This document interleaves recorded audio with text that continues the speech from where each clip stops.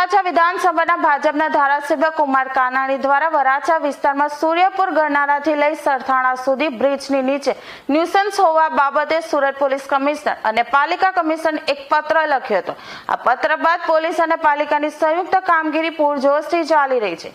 વરાછા વિસ્તારમાં દબાણ હટાવવાની કામગીરી છેલ્લા 4 દિવસથી ચાલી રહી છે, ત્યારે જે પાથરણા વાળાના રસ્તા પર ધંધો કરી રોજીરોટી મેળવતા હતા તેમની રોજીરોટી છીનવાઈ હોવાના આક્ષેપો સાથે તેઓ ભાજપના ધારાસભ્ય કુમાર કાનાણીની ઓફિસે નીચે એકઠા થયા હતા અને કુમાર કાનાણીનો વિરોધ કર્યો હતો।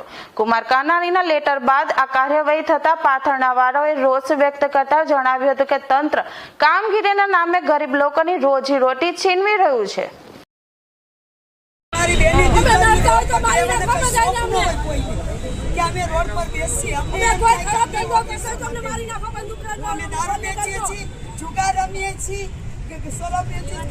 ईमानदारी रोड पर धंधा करिए।